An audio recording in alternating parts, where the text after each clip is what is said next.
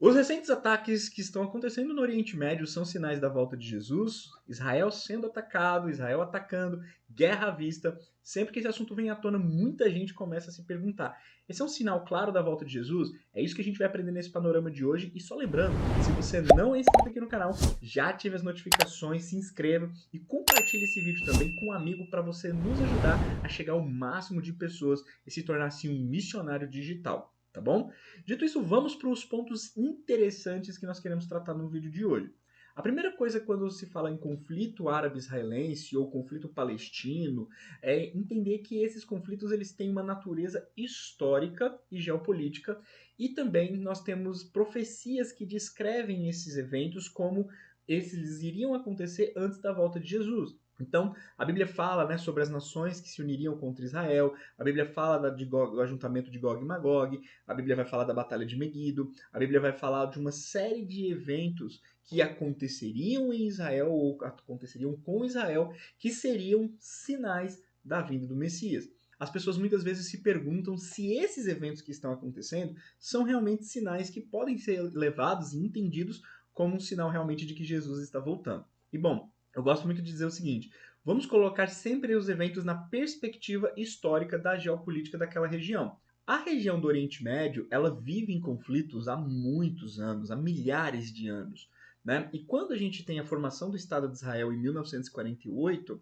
a gente tem ali, né, um problema que começa a acontecer, isso porque os judeus estavam vindo da Europa massacrados, a Europa não queria os judeus lá, mas também estava sensibilizada com a questão do Holocausto. Então, o Estado de Israel, quando ele começa a se formar, já surge na cabeça de muita gente, olha, agora a expectativa, Jesus está voltando, né? Israel está renascendo, então os olhos do mundo já se voltam para Israel nesse sentido.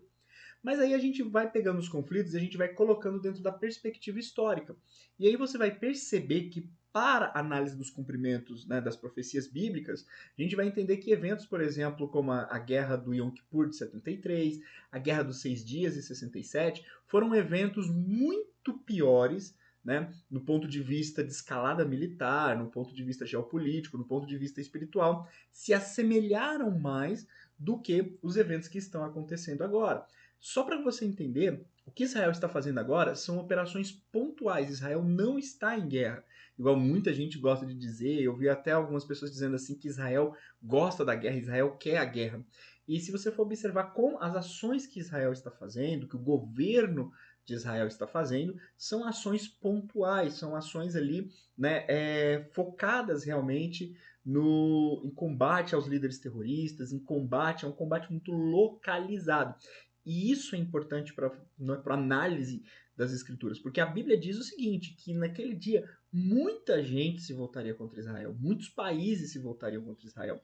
E aí a gente tem dois eventos que vão encaixar exatamente nisso. Em 67, a Liga Árabe, comandada pelo Egito, ela organizou um ataque gigantesco para fazer sobre Israel. Só que Israel descobriu e em 6 dias Israel atacou tudo para antes que Israel pudesse ser atacado. Porém, em 73, Israel foi pego de surpresa e numa coalizão de mais de 10 países, né, incluindo a Síria, incluindo o Egito, a Jordânia e uma série de países árabes, atacaram Israel de surpresa no dia do feriado do Yom Kippur, e esse evento ficou conhecido como Guerra do Yom Kippur, durou 25 dias, e esse evento de 73, para muitos teólogos, para muitos especialistas, ele se encaixaria bem com os eventos bíblicos. Só que a gente está falando de 73 e agora nós estamos em 2024. Então eu sempre digo o seguinte: quando você vê um evento desse, a primeira coisa que você deve observar é puxar dentro da história se houve eventos semelhantes, se houve eventos que se encaixariam melhor para você descartar ou não. Então, por esse motivo, eu quero muito que você que está nos assistindo, você entenda o seguinte: esses eventos que estão acontecendo agora, pessoal, eles não podem, na minha opinião, ser categorizados como sinais evidentes da volta de Cristo, uma vez que eles estão tratando de coisas pontuais. Agora, há um risco de uma escalada global desse evento? Sim, há um risco muito grande. Isso porque agora nós estamos vendo pela primeira vez desde 79, né, na Revolução Islâmica do Irã, nós estamos vendo um conflito diretamente entre Irã e Israel. E aí existe a possibilidade, né, da gente começar então, a rever. Mas agora a gente precisa entender dois pontos. O primeiro ponto é o seguinte: o Irã, ele é o principal país do chamado eixo da resistência, né? Ou o eixo dos países que não aceitam a ocupação de Israel ali na Palestina. Então, esses países, né, que no caso vem o Irã, a gente vai colocar também aqui a própria Cisjordânia, que está ao norte, a faixa de Gaza, que embora não é considerado um país, ela é um território autônomo, ela tem seu próprio governo, e lá nesse governo está o Hamas, que é uma organização político-terrorista, então eles têm um braço político, mas eles têm um braço militar muito forte, lançam mísseis sobre Israel, você tem o Hezbollah no sul do Líbano, então todo esse eixo, né, agora os Houthis do Iêmen também, estão todos se juntando, esses grupos terroristas, atacando Israel, porque o objetivo deles é muito claro, eles não querem que Israel exista. Então, com base nisso agora, fica fácil para a gente começar a entender o quê? A que ponto, né, a gente pode começar a analisar isso como profecia bíblica. Então perceba que é o seguinte, nós estamos falando de conflitos que não estão envolvendo potência, mas a profecia bíblica ela vai dizer o quê? Que nações vão se unir contra Israel.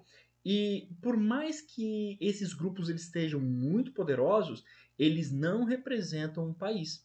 Por não representarem um país, isso acaba colocando, né, as análises de quem analisa esses eventos como algo que vai acontecer, como algo iminente, já coloca essa interpretação em xeque. Bom, então, para finalizar esse panorama de hoje, eu quero que você pense também o seguinte: quando a gente está recebendo essas informações, depois que a gente faz a análise histórica, análise geopolítica e a análise espiritual, a gente começa a descartar uma série de eventos. Então, quais eventos deveriam acontecer para nós sabermos, né, que realmente esse evento ele está ali dentro do alinhamento das profecias bíblicas? Nós teríamos que ter para isso uma guerra de vários países, várias nações, né? Por exemplo, o Irã, a Arábia Saudita, né? A Rússia, ou seja, porque a Bíblia vai dizer que o mundo se unirá, né? O mundo se unirá. E aí, dentro do vale de Meguido, vai haver a batalha. Então, houve um ajuntamento muito grande. Então, a gente vai ter que ter o envolvimento de outras potências orientais, como, por exemplo, a China, a gente vai ter a Rússia, como eu já citei, a própria Coreia do Norte, né, que muita gente não considera pelo tamanho, mas pelo armamento que eles têm, eles podem ser considerados uma potência bélica, uma potência militar. Então, esses pontos são interessantes da gente observar.